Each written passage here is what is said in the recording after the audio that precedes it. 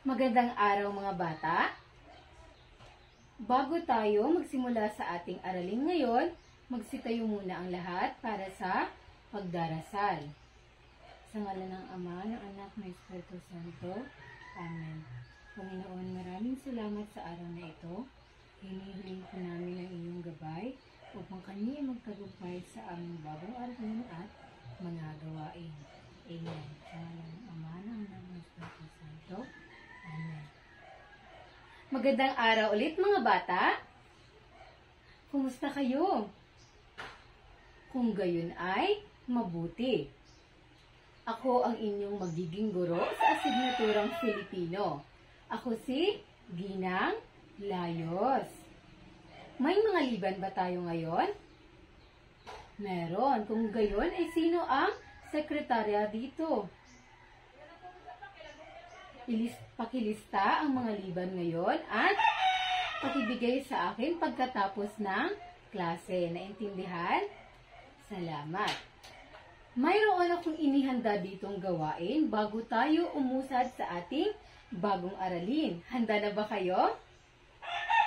Kung gayon ay mabuti.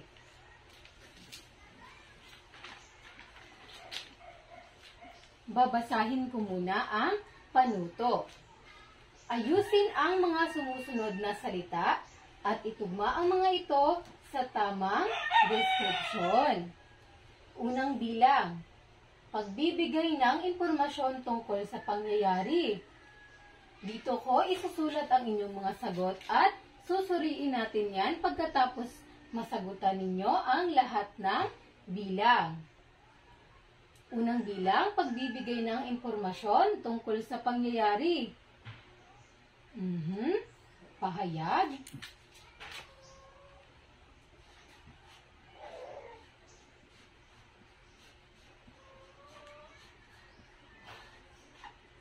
Tingnan natin yan. Ikalawang bilang. Pagpapahayag ng sariling pananaw. Ano ang inyong sagot? Sulat natin yan.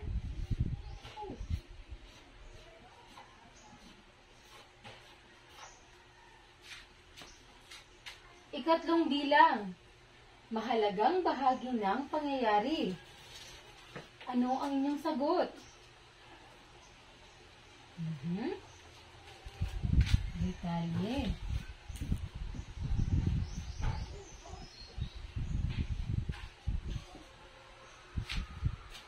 Ikaapat na bilang, pagbibigay ng kaalaman para makatulong. Salita.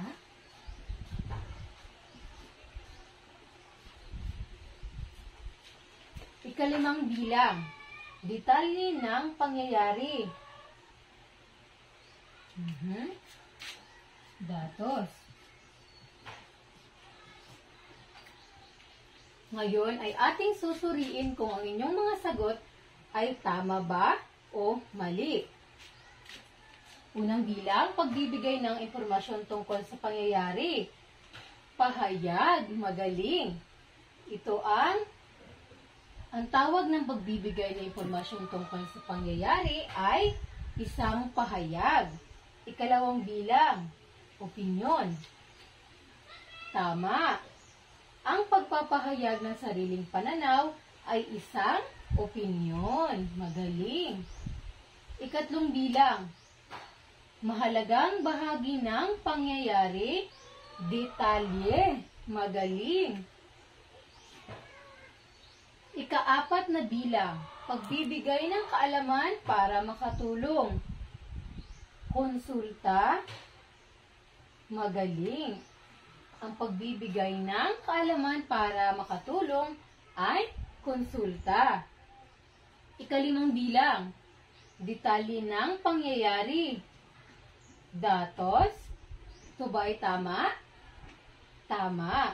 Ang detalye ng pangyayari ay isang datos. Kung gayon, bigyan ng 5 palakpak ang inyong mga sarili. Magaling. Ngayon, may inihanda ako ditong larawan.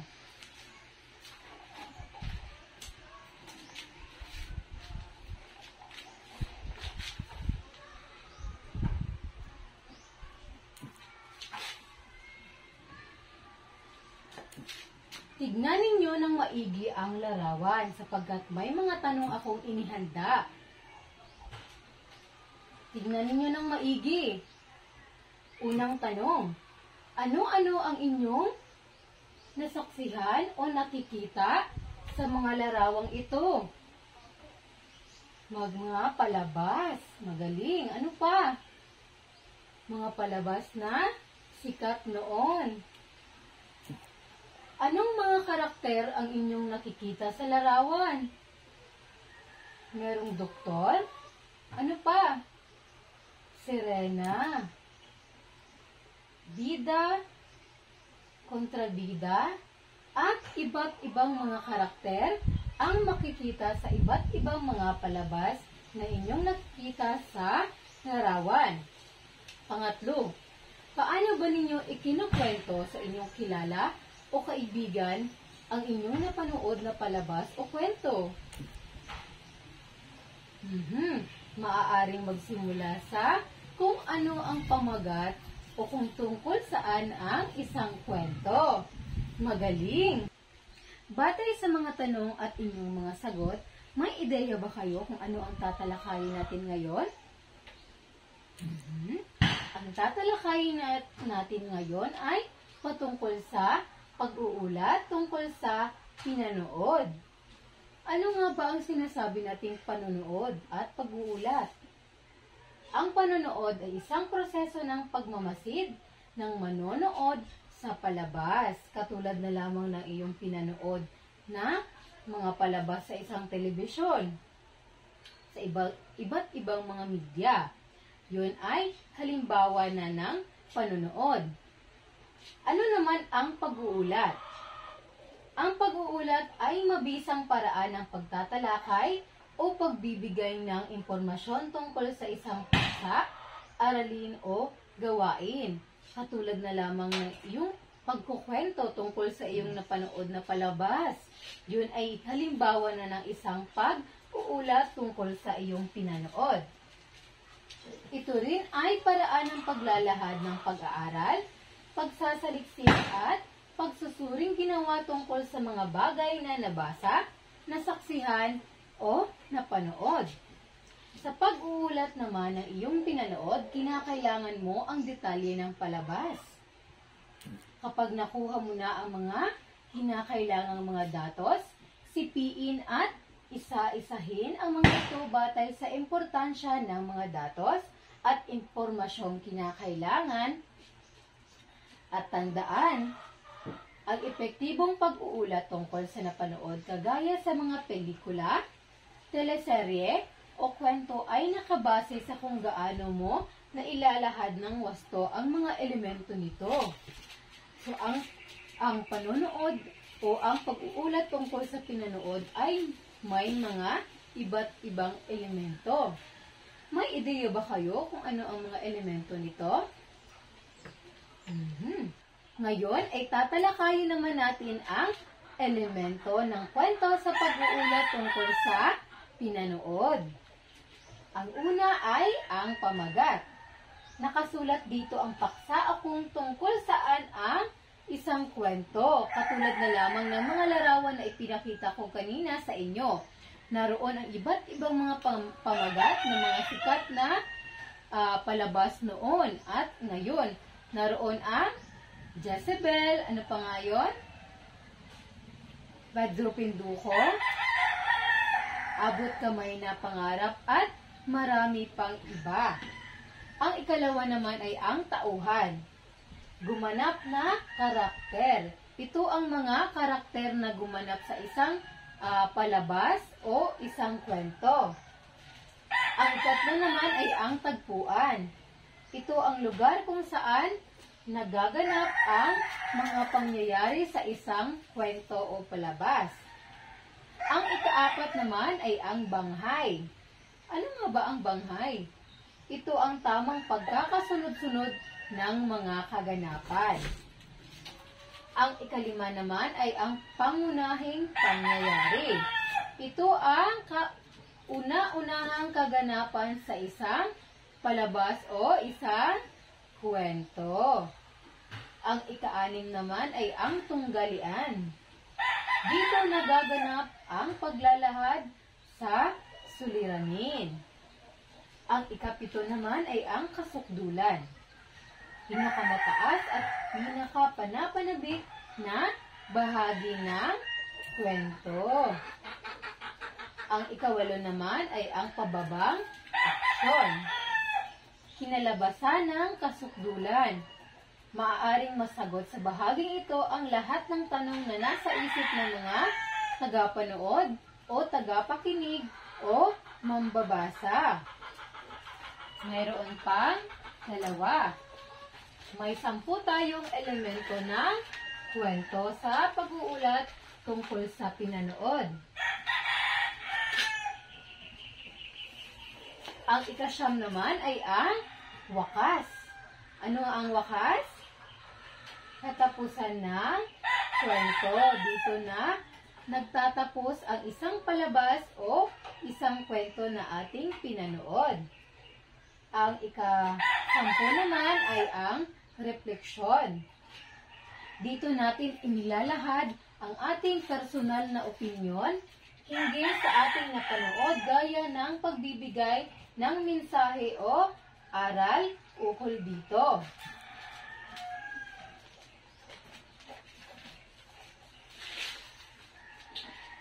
Ngayon,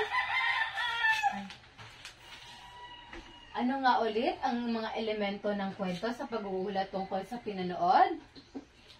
Pamagat, tauhan, tagpuan, banghay, pangunahing pangyayari, tunggalian, kasukdulan, pababang aksyon, wakas, at refleksyon. Ngayon, ay may inihanda akong mga gabay na mga katanungan.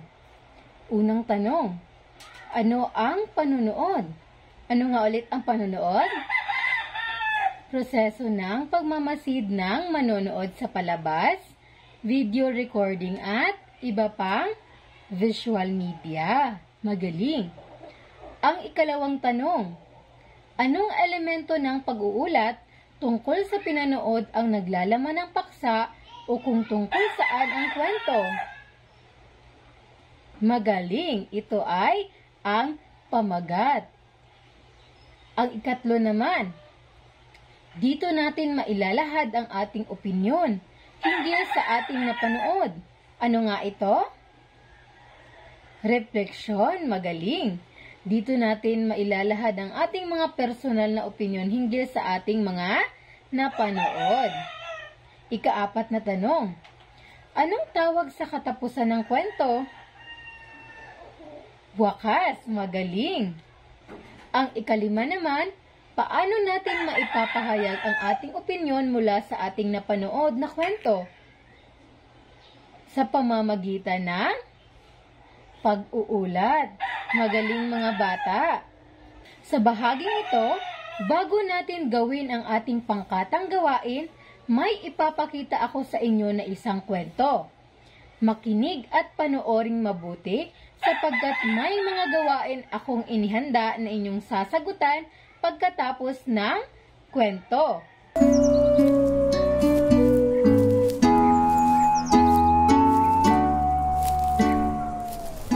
Noong unang panahon, bago pa tayo nagkaroon ng prutas na pinya, mayroong mag-inang masayang namumuhay sa isang maliit na baryo. Ang pangalan ng nanay ay si Aling Rosa. Ang kanyang anak na babae naman ay si Pinang. Siya ay 10 taong gulang. Matagal nang namatay ang asawa ni Aling Rosa, kung kaya't lumaki si Pinang na walang ama.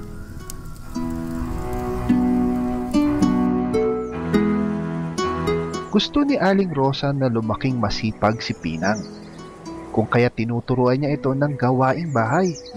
Kaso, minsan tinatamad si Pinang at hindi niya sinusunod ang utos ng kanyang nanay. Dahil dalawa nga lang silang mag-ina, mahal na mahal niya si Pinang. Kaya minsan kahit napakatigas ng ulo, ay pinapabayaan na lang ni Aling Rosa.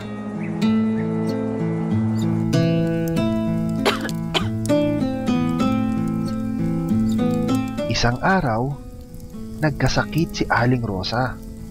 Hindi siya makabangon at hindi rin siya makagawa ng gawaing bahay. Inutusan niya si Pinang para magluto ng kanilang kakainin. Pero katulad ng dati, tinatamad si Pinang at ayaw niyang gumawa ng gawaing bahay. Mas gugustuhin pa niyang maglaro sa labas kaysa tulungan ang may sakit niyang nanay. Dahil hindi makatayo si Aling Rosa, napilitang sundin ni Pinang ang utos ng kanyang nanay na magluto ng kanilang kakainin. Bago pa siya magsimula magluto, tinanong niya sa kanyang nanay kung nasaan yung sandok. Maya-maya, bumalik uli si Pinang para magtanong kung nasaan yung iba pang gamit sa lutuan, kahit ito'y nasa tabi lang ng sandok. Wala namang problema sa paningin si Pinang. Tinatamad lang siyang maghanap, kung kaya't tanong siya ng tanong.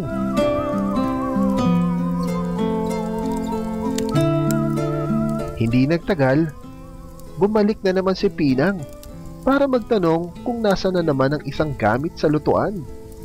Hinang-hina si Aling Rosa at masakit ang kanyang nararamdaman. Kung kaya't sa galit, nasabi niya, "Naku Pinang, sana'y magkaroon ka ng maraming mata para lahat ng bagay makita mo at hindi ka na magtanong." At dahil nagalit ang kanyang ina, tumahimik at umalis si Pinang para hanapin ang mga tinatanong niya sa kanyang nanay. Dumating ang hapon at medyo gumanda-ganda ang pakiramdam ni Aling Rosa, kung kaya't siya'y nakatayo muli. Nasaan na kaya si Pinang? Ano na kaya nangyari sa niluluto niya? Hinanap ni Aling Rosa si Pinang, pero wala siya sa loob ng bahay. Siguro siya ay nasa labas at naglalaro. Wala rin si Pinang sa labas ng bahay. Pero nakita ni Aling Rosa ang sinelas ni Pinang katabi ang kakaibang halaman. Ang kakaibang halaman na biglang tumubo ay bilog at pahaba na parang ulo ng tao. Ito ay napapaligiran din ng maraming mata. Dito na alaala ni Aling Rosa ang huling sinabi niya kay Pinang. Ang sabi niya na sana magkaroon siya ng maraming mata para makita niya ang kanyang hinahanap. Naging malungkot si Aling Rosa na nagkatotoo ang kanyang mga sinabi. Ganun pa man, inalagaan niya ang halaman at tinawag itong Pinang bilang alaala sa kanyang anak.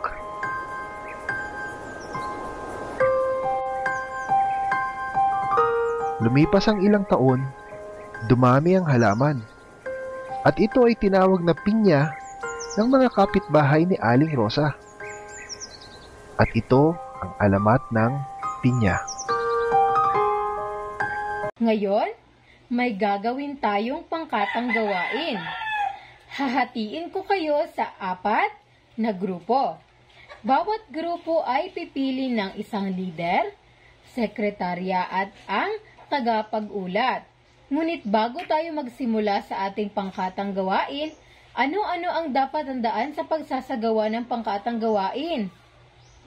Magaling, kooperasyon. Ano pa? Magbigay ng ideya sa kagrupo. Magaling. Tahimik. Kung gayon, bibigyan ko lamang kayo ng 10 minuto para tapusin ang inyong gawain. Sa bahaging ito, ating susuriin ang inyong mga sagot kung ito ba ay tama o mali. Magsisimula tayo sa unang pangkat, ang kanilang panuto. Itala ang mahahalagang detalye ng inyong napanood. Muling isalaysay o iulat ang inyong napanood sa pamamagitan ng pagpuno sa hinihinging impormasyon sa ibaba. Ngayon, ating suriin kung tama ang sagot ng unang pangkat. Mayroon tayo ditong pamagat, tauhan, unang pangyayari, wakas at ang refleksyon. Sa pamagat nila ay ang alamat ng pinya. Tama ba? Magaling! Ang pamagat ng ating pinanood ay ang alamat ng pinya. Sa tauhan naman, mayroon silang aling rosa at pinang. Tama ba ito? Magaling! Ang mga tauhan o ang mga karakter na gumanap sa ating pinanood ay si Aling Rosa at si Pinang. Sa unang pangyayari naman, isang batang masyadong tamad ang hindi nakinig sa kanyang ina na nagkasakit, kaya't nagalit ang kanyang ina at sinabing sana'y magkaroon siya ng maraming mata para lahat ng bagay ay makita niya at hindi na magtanong. Tama ba ang kanilang isinulat dito sa unang pangyayari? Magaling! Ito ay tama. Sa wakas naman tayo. Biglang naglaho si Pinang. May nakita si Aling Rosa na isang kakaibang halaman na may maraming mata sa kanilang bakuran. At dito naalala ni Aling Rosa ang huling sinabi kay Pinang. Lumipas ang taon, dumami ito at tinawag na pinya ng kanyang kapitbahay. Tama, ito nga ang wakas na ating pinanood na alamat o kwento. Refleksyon. Kahalagahan ng pagiging masunurin at pagpapahalaga sa mga magulang. Tama. Ngayon, susuriin naman natin ang sagot ng ikalawang pangkat. Panuto. Batay sa mga pangyayari sa kwento, isulat ang titik A, B, C, D, E ayon sa wastong pagkakasunod-sunod. Ang una nila, ang A ay ang inutusan si Pinang ng kanyang ina para magluto ng kanilang kakainin. Pangalawang pangyayari, B. Nagluto ng kanin si Pinang ngunit iniwan at pinabayaan ito. Ikatlong pangyayari, C. Hinanap ni Pinang ang sandok. Ang ikaapat na pangyayari, letter D. Naglaho na parang bula si Pinang. Sa letrang E, nakita ang tsinelas ni Pinang katabi sa kakaibang halaman. Tama ba ang pagkakasunod-sunod ng mga pangyayari na isinagot ng ikalawang pangkat? Magaling! Tama! Ngayon naman ay susuriin natin ang sagot ng ikatlong pangkat. Panuto. Punan ang mga kahon ng tamang sagot batay sa tanong na nasa ibaba. Ano-ano ang mga katangian ng tauhan sa alamat na iyong napanood batay sa kanilang pananalita at kilos? Kay Aling Rosa, may 3 tayo dito. Maaalalahanin, mapagmahal, mabait. Kay Pinang naman, matigas ang ulo, tamad, reklamador. Tama ba ang kanilang sagot? Magaling, tama nga. Ngayon ay susuriin natin ang pinakahuli na pangkat, ang ika-4 na pangkat. Panuto, itugma ang mga pahayag sa hanay A sa tamang kasagutan na nasa hanay B. Isulat sapat lang ang titik ng tamang sagot. Sa hanay A, unang bilang, ang batang hindi tumutulong sa gawaing bahay. Ang kanilang sagot ay letter C, si Pinang. Tama ba? Tama nga, si Pinang ang batang hindi tumutulong sa mga gawaing bahay. Ikalawang bilang, nagagalit dahil sa katamaran ni Pinang. Ang kanilang sagot ay letrang A, si Aling Rosa. Tama ba? Tama nga, si Aling Rosa ay ang ina ni Pinang. Magaling. Ikatlong bilang, ang bunga na may maraming mata, simbolo ng pagiging tamad ni Pinang. Ang kanilang sagot ay letrang B, pinya. Tama ba? Tama nga, ito ang bunga ng pagiging tamad ni Pinang. Ang ika-4 na bilang, ang dahilan kung bakit Nagkaroon ng pinya na may maraming mata. Ano nga ba ang dahilan? Ang kanilang sagot ay letrang E. Huwag maging tamad at matutong tumulong. Magaling, tama ang kanilang sagot. Ang ikalimang bilang. Aral na dapat matutunan ni Pinang. Ang kanilang sagot ay letrang D. Pagpapahalaga sa magulang at pagtulong sa gawaing bahay. Ngayon ay may inihanda akong mga katanungan.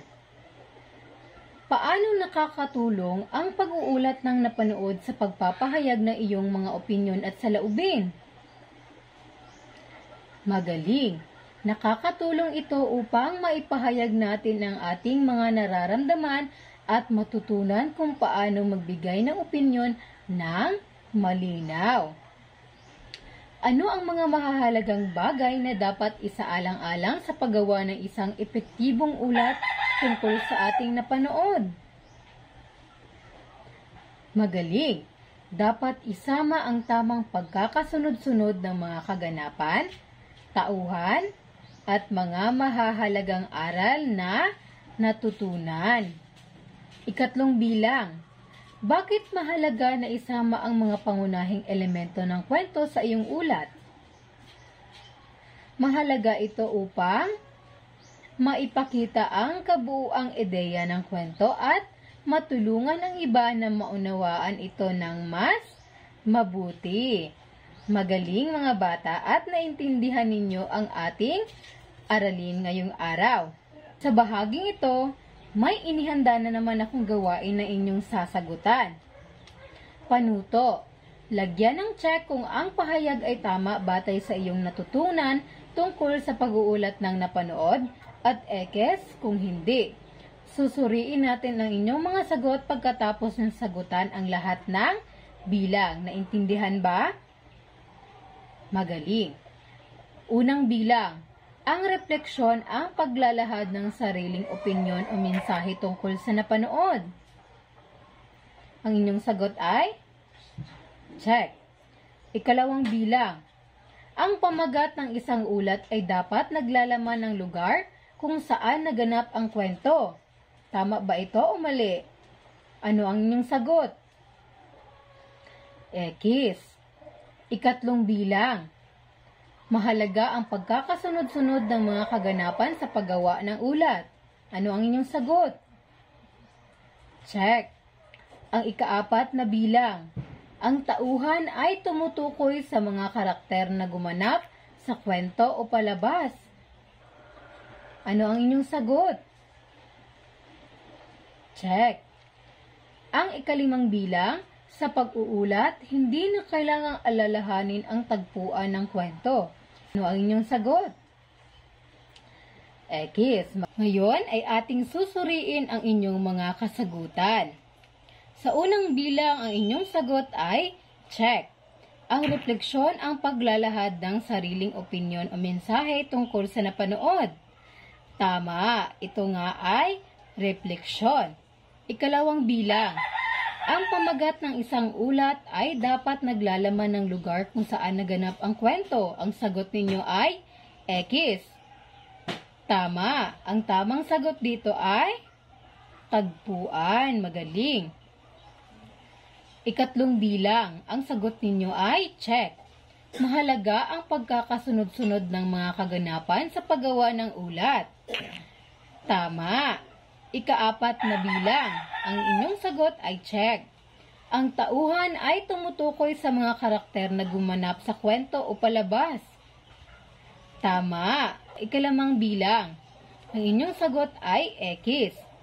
Sa pag-uulat, hindi na kailangang alalahanin ang tagpuan ng kwento. Hindi na nga ba dapat alalahanin ang tagpuan ng kwento?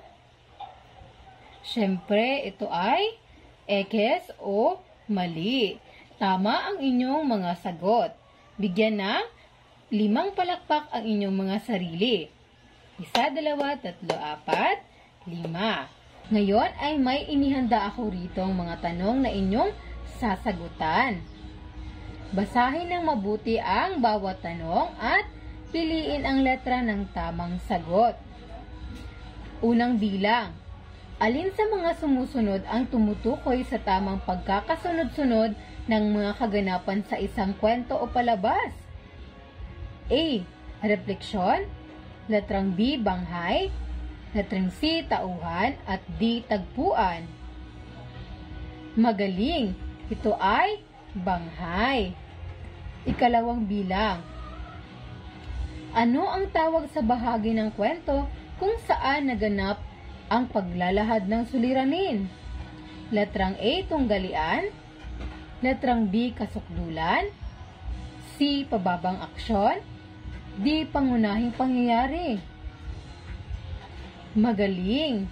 Ito ay ang tunggalian. Ito ang tawag sa bahagi ng kwento kung saan magaganap o nagaganap ang paglalahad ng suliranin. Magaling. Ikatlong bilang.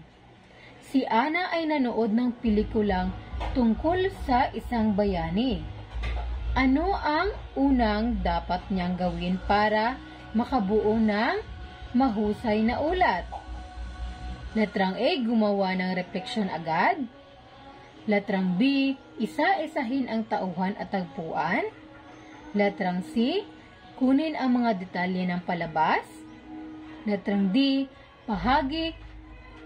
Ibahagi ang kanyang nararamdaman hinggil sa palabas. Ano ang tamang sagot? Magaling. Letrang C. Kunin muna ang mga detalye ng palabas. Ikaapat na bilang. Saang bahagi inilalahad ang opinyon o mensahe ng manonood hinggil sa napanood? Letrang A. Pababang aksyon. Letrang B. Wakas. Letrang C. Refleksyon. Letrang D. Pangunahing pangyayari. Alin dito ang tamang sagot? Magaling. Ito ay ang refleksyon. Dito natin ibinabahagi ang ating personal na opinyon o mensahe na tungkol sa ating pinanood. Ikalimang bilang. Saang elemento ng kwento makikita ang pinakamataas na bahagi na kapanapanabik na pangyayari? Letrang A. Tunggalian. Letrang B. Kasukdulan.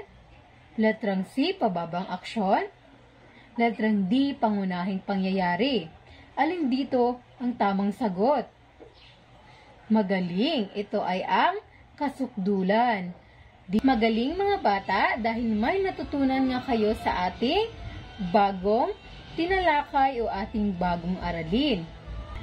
Ngayon ay may inihanda akong gawain sa bahay.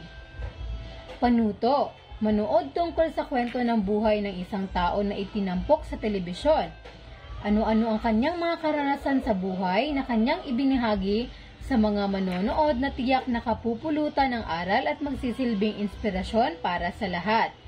Sa mga walang telebisyon sa bahay, maaaring pumili na lamang ng tao na iyong hinahangaan at ipaliwanag kung bakit siya ang iyong pinili. Isulat ito sa isang buong papel at ipaliwanag kung bakit siya ang iyong napili. At dyan magtatapos ang ating aralin.